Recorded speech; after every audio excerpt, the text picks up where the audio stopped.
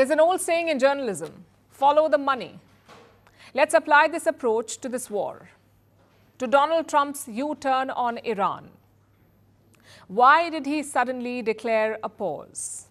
What explains Trump's climb down? Could money be the reason? And I'll tell you why I ask this. Let me show you a report first. It talks about Polymarket bets on the Iran war. Polymarket is basically a prediction platform. You can bet on real-world events. You can bet on a sports match or a war or a ceasefire. And you can only bet using cryptocurrencies. Plus, the whole thing is anonymous. Your name is not disclosed. Now, look at this report. It focuses on 8 accounts. These accounts were created around the 21st of March. They bet some $70,000 in total. And what was their prediction? That a ceasefire deal will be reached by the 31st of March. If that happens, these accounts stand to make $820,000. They put $70,000, they will make $820,000. That is the bet. Now, there are 2 red flags here. One, look at the timing. All these accounts were created last week. And what was happening last week? Trump was escalating the war with Iran last week. Amid this escalation, why would anyone bet on a quick ceasefire? Unless they had some insider information. That's the first red flag. Secondly, one other account has raised some eyebrows. Before the 28th of February, this account placed a bet. It bet on the US attacking Iran. It said the attack would happen, and sure enough, the attack happened. Trump attacked Iran. Now, that same account has also bet on a ceasefire, and on cue, Trump called for talks. If you put all this together, one question emerges. Is this insider trading? Are these people privy to Trump's thinking? Several experts say yes, that is the case. They think most of these accounts are wallet splitting. Basically, one large investor appears to have created multiple accounts, and all these accounts place the same bet.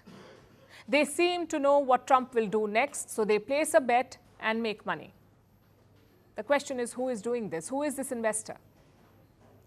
Like I said, Polymarket is an anonymous platform, so there is no way to identify who plays these bets. But we saw similar action in the oil market too. Take a look at this timeline. At 6:49 Eastern Time, 733 bets were placed. 733 bets that said oil prices will fall. 6:49 Eastern Time. This was at the New York Stock Exchange. Then 1 minute later, more than 2,000 bets were placed. Let me repeat that. From 733 bets to more than 2,000 bets within a minute, all saying that oil prices will fall. And minutes later, at 7:04 Eastern Time, Donald Trump posted a message. He announced that he would delay attacks on Iranian power plants. Guess what happened next? Oil prices plunged. They fell to almost $84 per barrel, and those traders, the ones who had placed the bets, made millions in profits. Again, there are 2 red flags here. One, we saw the same activity with other oil benchmarks. Bets on Brent crude jumped from just 20 to more than 1,600. 1,600 bets. That too in just 1 minute. Secondly, this was abnormal compared to previous days. The sudden jump in bets was limited to Monday. Coincidence? It certainly doesn't look like it. We saw similar action during the Venezuela attack as well. One trader made $400,000 on President Maduro's capture. Most of his trades were made just hours before Trump announced the mission. Again, was it coincidence? Even then, people doubted it. And I've got more such examples. Let's go back to April last year. That's when Trump announced his global tariffs. A week before that, a trade official sold nearly $30,000 in stocks. 2 days before the tariffs, a State Department official sold $50,000 in stocks. He then bet $50,000 on the markets falling. And as we now know, the markets did fall. In total, more than a dozen US officials exited the markets before the tariffs were announced. Again, was this coincidence? It's a hard sell. And these are just people with official positions. Trump gets most of his advice from close friends and family. For example, his son-in-law, Jared Kushner. Kushner does not hold any official position in the US government. At the same time, he is actively involved in his own business, private business. He runs an investment firm called Affinity Partners. 99% of their assets belong to Gulf states. States like Saudi Arabia, Qatar, and the UAE. This is where Kushner does business. Yet the same Kushner is leading ceasefire talks for the West Asia war. Do you see the conflict of interest? This has been a feature of Trump's presidency. Both Trump and Steve Witkoff own a crypto company. On paper, they do not control it.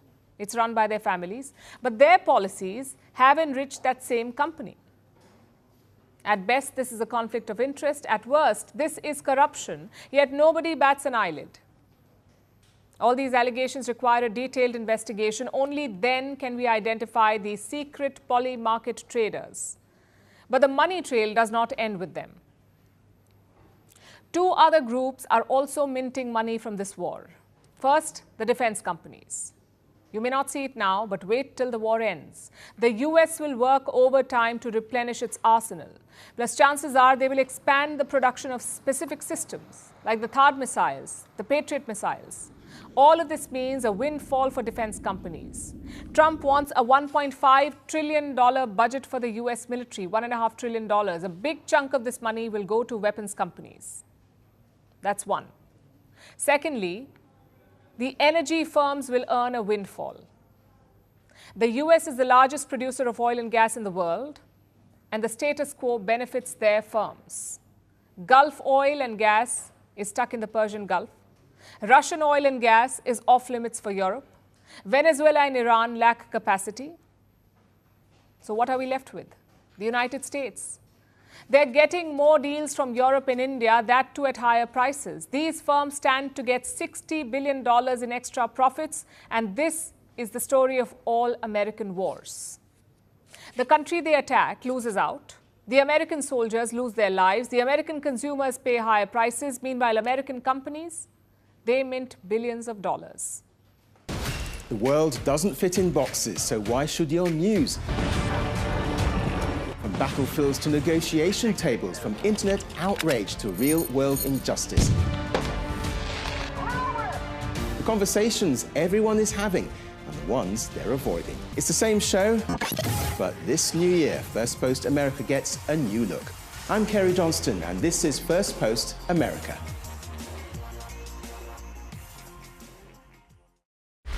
Want the facts? The latest developments? News that gets straight to the point.